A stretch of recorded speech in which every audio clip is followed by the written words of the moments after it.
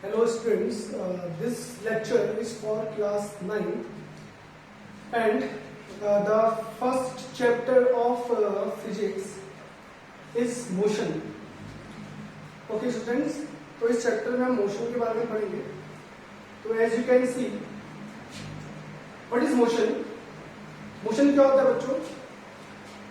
जब कोई object move करता है या जब कोई बॉडी मूव करती है उसे मोशन बोलते हैं, है ना? तो बच्चों इसको हम इन फिजिक्स इसको कैसे डिफाइन करेंगे इसको? तो सपोज को बच्चों जब एक बॉडी मूव करती है, सपोज को एक प्लेस से दूसरे प्लेस तक,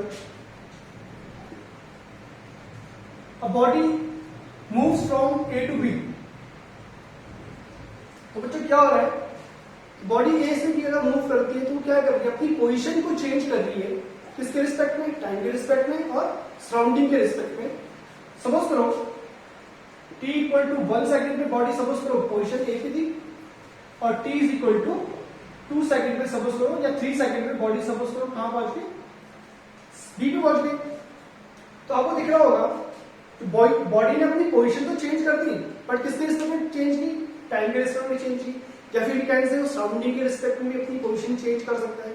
तो इस स्टेट को हम बोलते हैं मोशन. ठीक है बच्चों?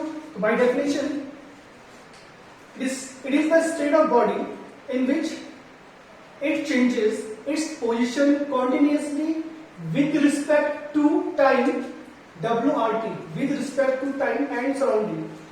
कोई बॉडी मोशन में तभी होगी बच्चों जब वो अपनी पोजीशन कॉन्टिन्यूसली चेंज करती रहेगी टाइम के रिस्पेक्ट में और सराउंडिंग के रिस्पेक्ट में. ठीक है बच्चों, ये होता है motion. Next topic is rest. अब एक बॉडी रेस्ट में कब होती है? जैसे कि बच्चों आपको दिख रहा होगा ये बोर्ड रेस्ट में है. तो ये रेस्ट में क्यों है? कैसे हम इसको डिफाइन करेंगे कि रेस्ट में है या मोशन में? तो सपोज करो ये बोर्ड अगर अपनी पोजीशन चेंज नहीं करता है टाइम के और सराउंडिंग के रिस्पेक्ट में, तो इसका मतलब ये है कि ये किसमें है? रेस्ट में. जैसे कि आप देख सकते हैं कि पिछले 1 मिनट पहले भी बोर्ड यहीं पे था और 1 मिनट बाद भी बोर्ड यहीं पे है. तो इसका मतलब it does not changes its state with respect to time and surrounding. Therefore, its state is known as rest. We can say it is the state of body in which it cannot change its position with respect to time and surrounding. अगर body अपनी position time और surrounding के respect में change नहीं कर पा रही है तो इस पोजीशन को हम बोलते हैं हम रेस्ट. ठीक है बच्चों? नाउ सबसे इंपॉर्टेंट टर्म यहाँ पे आता है एक line, motion and rest are relative. Motion and rest are relative. बच्चों इसका मतलब क्या होता है? मोशन और रेस्ट रिलेटिव होते हैं. फॉर एग्जाम्पल इसको समझने के लिए कंसिडर एन एग्जाम्पल ऑफ बस. दिस इज अ बस which is moving with certain speed v and there are 2 passengers sitting in the bus. 2 passenger हैं जो बस के अंदर बैठे हुए हैं एट दिस पोजिशन, और ये जो बस है ये मूव कर रही है विद सर्टेन वेलोसिटी या सर्टेन स्पीड. तो क्या बच्चों ये जो ऑब्जेक्ट्स हैं या 2 जो पर्सन है क्या ये रेस्ट में है या मोशन में? सोचिए आप. तो बच्चों जब भी हम मोशन और रेस्ट की बात करते हैं तो हम हमेशा एक रिस्पेक्ट ढूंढते हैं या किसी के रिस्पेक्ट में से कंपेयर करते हैं. जैसे कि सपोज करो there is a third person outside the bus. As you can see, as the bus is moving, the position of these 2 objects, these 2 persons changes continuously with respect to that third person. It means these 2 persons in the state of motion. ये दोनों motion में. क्योंकि क्या हो रहा है बच्चों? ये इनकी जो स्टेट है किसी थर्ड पर्सन के रिस्पेक्ट में कॉन्टिन्यूसली चेंज हो रही है. अब क्या बच्चों ये 2 जो पैसेंजर बैठे हैं इस बस में क्या ये रेस्ट में हो सकते हैं? देखिए बच्चों आप देख रहे होंगे पैसेंजर 1 और पैसेंजर 2 के बीच की पोजीशन फिक्स है. They can not change their position with respect to each other. It means they are rest, they are is at in the position of rest with respect to each other. इसका मतलब ये है बच्चों कि दोनों जो person है ये एक दूसरे के रिस्पेक्ट में क्या है? रेस्ट में है. और एक थर्ड पर्सन के रिस्पेक्ट में जो आउटसाइड द बस बैठा है उसके रिस्पेक्ट में motion. We can say motion and rest are related. Motion और रेस्ट हमेशा रिलेटिव होते हैं बच्चों। दो ऑब्जेक्ट्स, एक ऑब्जेक्ट मोशन में भी है और रेस्ट में भी है, क्योंकि ये रिस्पेक्ट की बात है। सब आई होप आपको समझ में आया हो टॉपिक कि ये दो ऑब्जेक्ट्स मोशन में क्यों है, क्योंकि बस मूव कर रही है। अब बस मूव कर रही है तो इस पर्सन के रिस्पेक्ट में बस की पोजीशन कॉन्टिन्यूसली चेंज होती है, तो ऑब्वियसली बात है जो उस पे दो पैसेंजर बैठे हुए हैं उनकी पोजीशन भी इस पर्सन के रिस्पेक्ट में चेंज होगी।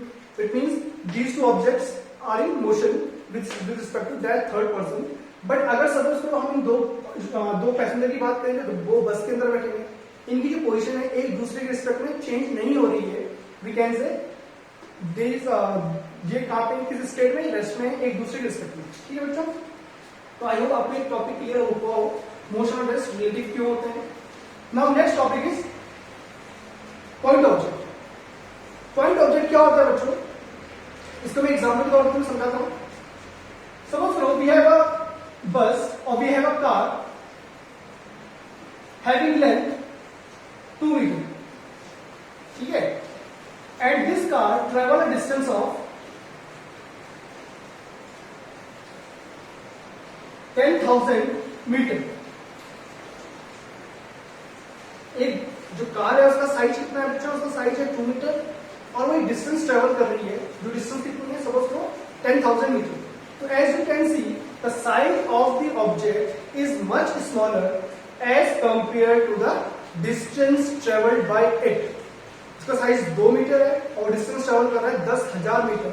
तो इस मोशन के लिए या इस जर्नी के लिए इस कार को हम ट्रीट करेंगे पॉइंट ऑब्जेक्ट। ठीक है बच्चों, तो पॉइंट ऑब्जेक्ट क्या है,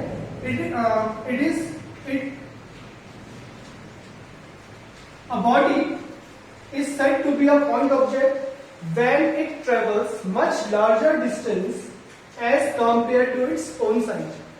अगर एक ऑब्जेक्ट अपने साइज के कंपेरेबल काफी लार्ज डिस्टेंस ट्रैवल करता है, जैसे इस एग्जांपल में हमें दिखा है, तो वो इस मोशन के लिए, इस जर्नी के लिए क्या बनेगा, पॉइंट ऑब्जेक्ट बनेगा। Second case, the same car is travelling a distance of 2 meter, sorry 10 meter. The size of car is 2 meter and the distance traveled by the car is 10 meter. Now in this case, the distance traveled is 10 meter and size of object is 2 meter, which is not very small as compared to the distance traveled by it. अब वो लिख रहा है 2 और 10 को हम compare कर सकते हैं, मतलब 2 बहुत छोटा नहीं है 10 के कंपेरिजन में। For this journey this object is not a point object but a finite object. एक पॉइंट ऑब्जेक्ट वही होगा जो किसी जर्नी के दौरान काफी डिस्टेंस ट्रैवल करे as compare to its own size. तो अगर ऐसा कंडीशन होती है तो पॉइंट ऑब्जेक्ट होगा, अगर ऐसी कंडीशन नहीं होती है तो वो एक फाइनाइट ऑब्जेक्ट होगा। Now next topic is uniform motion. What is uniform motion बच्चों? Uniform motion, a body is said to be in uniform motion when it covers equal distance in equal interval of time. इसका मतलब ये है कि बच्चों जब equal interval में कोई बॉडी इक्वल डिस्टेंस ट्रैवल करती है तो उसे हम बोलते हैं uniform motion. For example,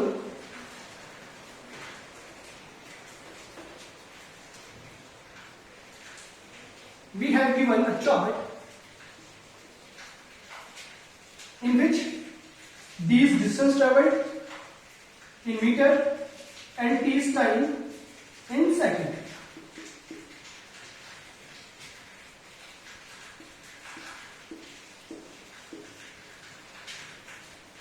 In 0 second the distance traveled is 0 meter, मतलब 0 सेकंड में बॉडी किसने रेस्ट में, उसने कोई डिस्टेंस ट्रेवल नहीं की। Now in next 1 second it travel 2 meter, in next 2 second it travel 4 meter, in next 1 second it travels 2 meter, in next it also travel 2 meter, in next second it also travel 2 meter, and next 1 second it also travel 2 meter. So as you can see in this chart, the time interval changes by 2 meters, 0 to 1, 1 second, 1 to 2, 1 second, 2 to 3, 1 second, 3 to 4, 1 second, and so on. And the distance traveled in this time interval is 0 to 2, 2 meter, 2 to 4, 4 minus 2, 2 meter, 4 to 6, 2 meter, 6 to 8, 2 meter, and so on. As you can see, the distance traveled by the object in equal interval of time is equal. हर एक second में distance जो travel कर रहा है object वो equal है. हर एक second मतलब 2 मीटर ट्रेवल कर रहा है एक सेकंड में, फिर नेक्स्ट सेकंड में 2 मीटर ट्रेवल किया, नेक्स्ट सेकंड में 2 मीटर ट्रेवल कर रहा है. तो इस डिस्टेंस इस जर्नी को हम बोलते हैं या इस मोशन को हम बोलते हैं यूनिफॉर्म मोशन. जब कोई ऑब्जेक्ट इक्वल टाइम पे इक्वल डिस्टेंस ट्रेवल करता है then it's said to be in uniform motion. Now next topic is non-uniform motion. What is non-uniform motion? Non-uniform motion, a body is said to be in non-uniform motion. A body is said to be in non-uniform motion if it covers unequal distance in equal interval of time. ठीक उल्टा है बच्चों पहले वाले का. अगर हर एक second में डिस्टेंस ट्रेवल इक्वल है तो वो यूनिफॉर्म मोशन है. बट अगर डिस्टेंस ट्रेवल अनइक्वल है in equal interval of time तो इसे हम बोलते हैं non uniform motion. For example, in 1 second it travel 2 meter, in next second it travel 6 meter, in next second it travel 12 meter, in next second it travel 22 meter, next and so on. As you can see that in first second a body traveled 2 meter. Now in second, or we can say in time interval between 1 and 2, which is 1 second, the body traveled 2 to 4. It means 4 meter. Next second, it means from 2 to 3 seconds. It travels 6 to 12 meter. It means 12 minus 6, which is 6 meter. And in next second, it travels 12 to 22. It means 10 meter. In this interval, it travels 2 meter. In next second, it travels 4 meter. In next second, it travels 6 meter. And in next second, it travels 10 meter. So as you can see, the time interval will be same. Each of having a time interval of 1 second. The distance traveled by the object is not equal. It is 2, 4, 6, and 10. Then this type of motion is called non-uniform motion. I hope बच्चों की ये topic आपको समझ में आया हो, ताकि next topic हम नेक्स्ट लेक्चर में स्टार्ट करें. Thank you.